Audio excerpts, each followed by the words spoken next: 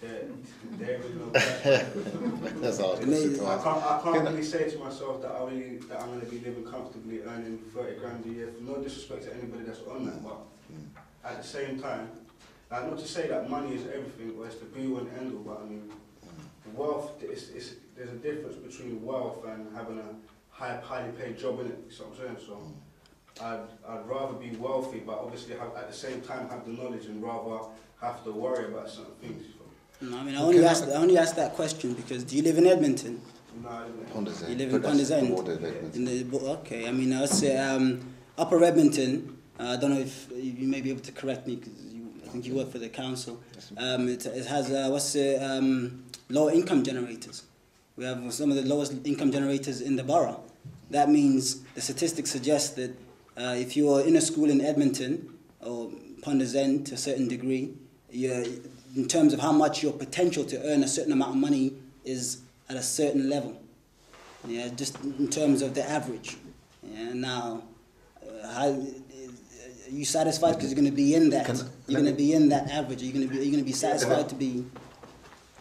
You can cool. That's a valid point you raised, but I don't know, man. I think a lot of people in this area don't really have routine. I think a lot of them are just willing to just sit there and do nothing. Where certain people that I hang around with now, that some of them are a bit older, and some of them are really good. Like some of them are barristers at the moment. Some people have actually been signed with major record deals, like for $250,000. Like one of my friends got signed to the Raiders, which is an American football team, and he grew up in Edmonton. So I think it's like really truthfully to do with who you are as well and how you've been brought up as well, because like I think that routine has a fundamental part to paying people's lives, because I mean if you're constantly doing something, then you're already set in that way, whereas if you start off doing nothing, I don't know, like say for example some people might not have dinner at the table, they might get home all hours, so they're constantly just going from one thing to the next where they're not set in their ways doing anything, do you know what I mean? So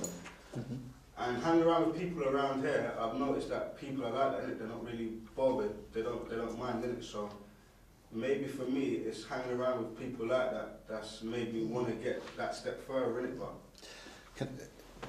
those who you say that that have this particular type of mentality, would you say that it started in school, or school wasn't a problem? It was school all right in terms of what for your what's it for your circle? To be honest, half of us didn't even leave school with any qualification.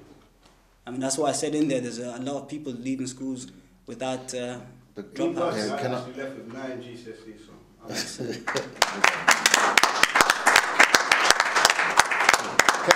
Can I just interject there, because what as well, there's something else is going on within our community, which is that there is an economy that isn't being taken into consideration, where young people at school or around that school leaving age who are bringing in money outside of the legal economy. Right now, how are you? How to attract that person in? Now they're making money, and what is the attraction for them in civic responsibility, in leadership, in anything? I think for me, then I will go back to their family, if they're interested in, because most of them have extended family. If they're interested in their whether it's their brothers or sisters, nephews or children, whether they want them to be brought up in this environment, in a type of environment where contraband is prevalent. If it is prevalent, we know the outcomes of that. It's usually territorial warfare in terms of selling contraband. Therefore, that brings in weapons. It brings in violence, and so they have to either make a judgment that they want to keep this in perpetuity, or whether they think that no, I don't want my little niece or little nephew to be. You can't go down that road because that road's like it's messed up, or you can't go down this particular area because that estate is wrong. If that's the case, then we're limiting our own movement in our own community. And then that's a decision then that the individual has to make if that's the case. I mean, or perhaps the need to see other alternatives. It's giving alternatives. I think if people are given alternatives, they may make a different decision. But when they're not given any alternatives, when they think that, well, I've only got this road to go, I can only make it in music because I can't make it through the academic route, or I can't make it through this particular sector, then it's the narrowing of your perspective, I think. So alternatives are important. But those funny, you're saying those limitations, I can't go here, I can't go there, this is dangerous, as that is actually, we're living it now in this country in terms of the postcode. Did we have, you know, anyone who saw the film that we showed on Thursday, Postcode Wars, it's a reality. Yeah, it is. So we're living that. I'll open it up briefly before. How are we doing for food? My daughter's not well, so I need to put it on the table and go. Yeah, please, go ahead. Go ahead. I'll open it up briefly. Anyone has it? Yeah? Anyone have any questions for David? What do you see as the main reason or issues behind the shift towards people from ethnic backgrounds now looking towards conservatism or the Conservative Party for the answers?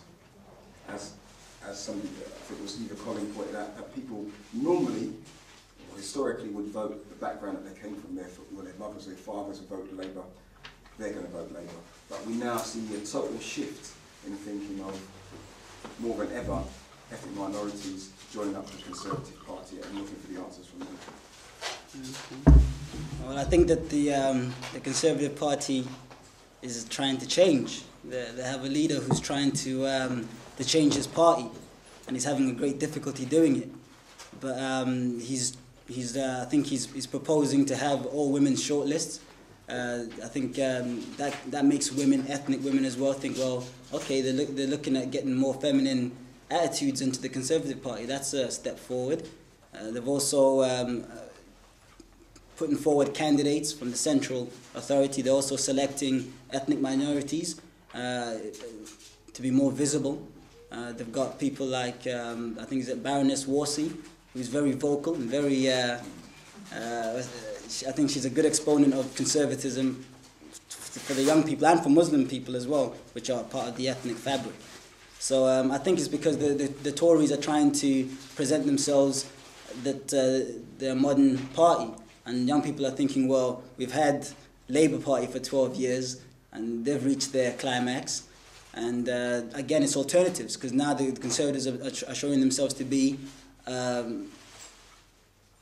viable alternative. And therefore, people are thinking, well, let's have this young man leading the country rather than Gordon Brown.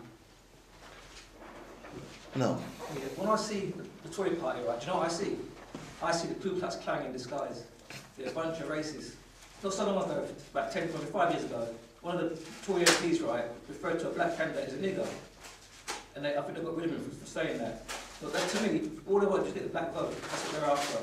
They've got an ulterior motive, just like Nick Griffin has. They've got a few blacks in there to make themselves look good. At the same time, they've got to go to a certain level, because they're going to be stopped before they get to where they make changes, real changes. But also, I understand we have to change the party from the inside, and more black people being on the inside. But my concern is the racism they're going to encounter inside the party. And with the Labour Party now, you've got David McLean now, who he went to America, he got a scholarship to go to America. But for me, right, you can't identify with me. I'm from the streets. I work on the streets. I experience racism and discrimination. He doesn't experience that. But going from where he comes from, and from the experience I've had with him, doesn't represent us in the community. So I wouldn't really vote for either if I had a choice. But I've got to vote for either. Okay.